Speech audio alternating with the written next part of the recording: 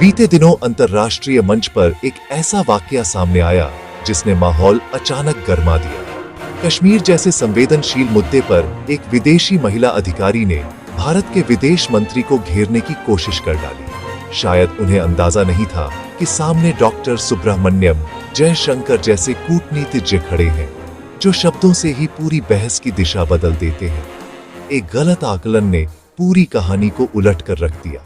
दोस्तों, इस वीडियो में वही बड़ी डेवलपमेंट समझते हैं, इसलिए अंत तक जरूर देखिएगा।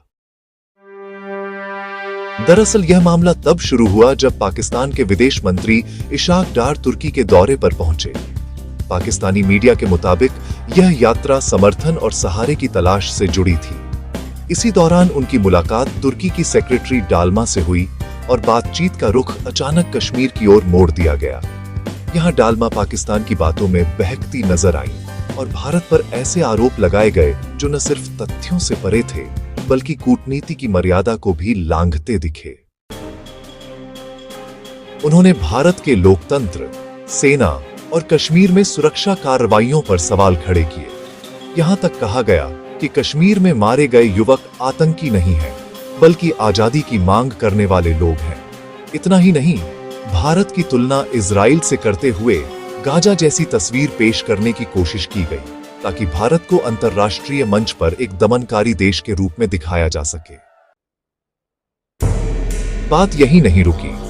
तुर्की की सेक्रेटरी ने खुलकर कहा कि उनका देश कश्मीरियों के साथ खड़ा है और भविष्य में पाकिस्तान के साथ मिलकर उनका समर्थन करता रहेगा।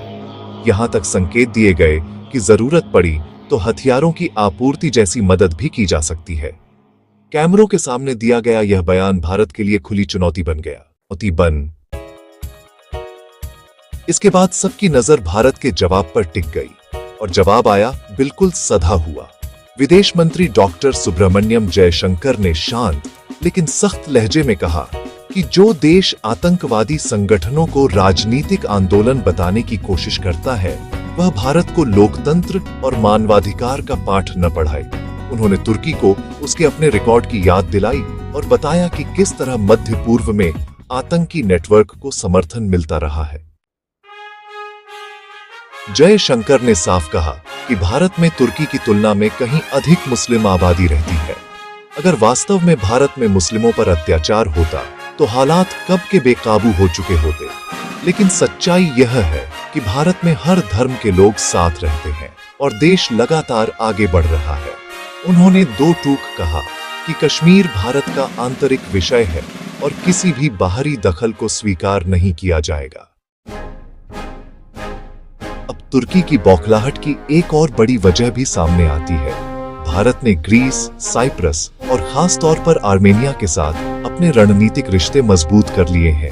जहां तुर्की अजरबैजान को हथियारों की खुलकर आपूर्ति करता रहा है, वहीं भारत ने आर्मेनिया को लगातार और बड़े पैमाने पर हथियार देना शुरू कर दिया है। यही बात तुर्की और पाकिस्तान दोनों को सबसे ज्यादा चुभ रही है। भारत ने न सिर्फ आर्मेनिया में हथियारों की सप्लाई बढ़ाई है, बल्कि ग्रीस को भी अत्याधुनिक मिसाइल प्रणालियों की पेशकश की है। भूमध्य सागर क्षेत्र में ग्रीस और साइप्रस के साथ भारत की बढ़ती मौजूदगी ने तुर्की की रणनीति को गहरा झटका दिया है। यानी दूरी चाहे कितनी भी हो, भारत ने तुर्की की नाक के नीचे दम कर दिया है। अब सवाल आपसे है, क्या डॉक्टर जयशंकर ने तुर्की को करारा जवाब देकर बिल्कुल सही किया? बाकी आप लोग इस पर क्या सोचते हैं? अपनी राय नीचे कमेंट में जरूर बताएं। वीडियो को लाइक, सब्सक्राइब और अपने दोस्तों तक जरूर शेयर करें। जय हिंद, वंदे मातरम।